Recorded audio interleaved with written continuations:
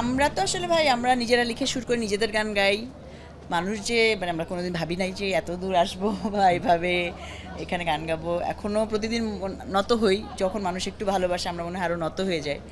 মানুষের জীবনের চেয়ে বড় চিঠি তো আর নাই। সো এই জীবন খুঁড়তেছি আমরা, খুঁড়ে খুঁড়ে এক একটা ঘটনা নিয়ে গান লিখি বা এই আপনার জীবনে পাওয়া সেরা চিরকুট কোনটা? কার বলা যায়? এই চিরকুটটা যেটা আছে আমাদের সবসময় ভালো লাগে অডিয়েন্সের সাথে মানে আমাদের যে কানেকশন পয়েন্টই তো কনসার্ট আসলে। সো সেইখানে আমরা অনেক বেশ কিছুদিন পর কনসার্ট করলাম, ভালো লাগছে। কিন্তু এই কনসার্টের একটু ফিলিং যদি একটু বলেন। আর্মি স্টেডিয়ামের কনসার্ট সবসময় আমাদের জন্য স্পেশাল আসলে। আমরা তো এবারও তার ব্যতিক্রম না। খুবই ভালো লাগছে। আর এবার অনেক অন্যরকম দর্শক আসছে, শ্রোতা আসছে, দেখলাম যে অনেক বিভিন্ন বয়সী আছে। সবসময় ইউজুয়ালি আমাদের ইয়াং ক্রাউড থাকে বেশি। এবার নতুন কিছু আর্টিস্ট এবার বাজালো যারা খুবই ভালো পারফরম্যান্স। হ্যাঁ, নতুন অনেক আর্টিস্টরা বাজিয়েছে সবাই। সো তবে আমার একটাই কথা যে আমাদের একটা গান আছে, প্রথম প্রেমে মরে যাবার গান। ওখানে একটা লাইন আছে যে তুমি দূরে একা লাগে। তো ওই ক্রাউডটা অনেক দূরে ছিল, খুব একা লাগছে। আমাদের যারা ক্রাউড আর কি, তো এটাই যদি বলেন crowd কিনেছে।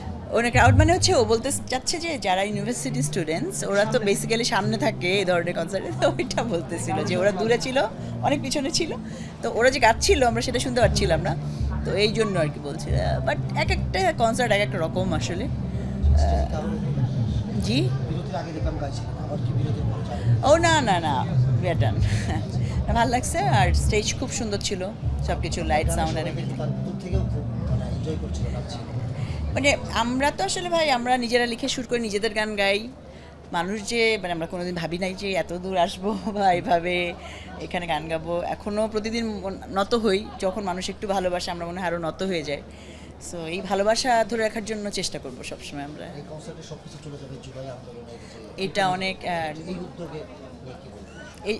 এই কারণেই তো আসলে আমাদের কনসার্টটা করা যে আমরা চাই যে শহীদদের পরিবারগুলো আসলেই এই কনসার্টের যে প্রাপ্ত অর্থ সেটা দিয়ে তারা তাদের চিকিৎসা হোক, তাদের পরিবারগুলোর সাহায্য হোক সত্যি সত্যি।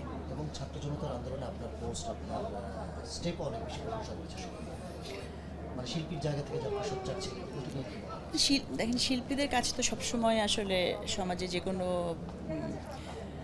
কি বলে বিচ্যুতিতে কথা বলা, তো আমাদের মেইন কাজ গান করা। আসলে গানটাই করি আমরা সবসময়, বেশিরভাগ সময় চেষ্টা করি গানে গানেই বেশি কথা বলি আসলে সবসময়। সো গানটাই করার চেষ্টা করি। অনেক অসাধারণ একটা উদ্যোগ এবং নতুন ধরনের একটি উদ্যোগ, আমরা খুবই এনজয় করেছি। আশা করি আমাদের অডিয়েন্সও জিনিসটা এনজয় করেছে। অনেকদিন পরে আমরা এত বড় স্টেজে বাজালাম। সো গ্যাপটার পরে আমরা একসাথে ফিরে এসেছি। সো সবাইকে বেস্ট একজন উইশেস। এক জায়গায় ছিলাম, অনেকদিন পরে আবার সবাই একসাথে হলো। গ্যাপ নিয়ে বলেন যে না না, গ্যাপ না, আমরা অ্যালবামের কাজ করছি, তো আমাদের ফোর্থ অ্যালবামের কাজ চলছে। আবার আমি একটু দেশে বাইরে গেছিলাম কনফারেন্সে, আমার আসতে একটু দেরি হলো। দেশের বাইরেও শো হলো মাত্র। দেশে বাইরে আবার আমরা লন্ডনে শো করলাম বিজয় দিবসের।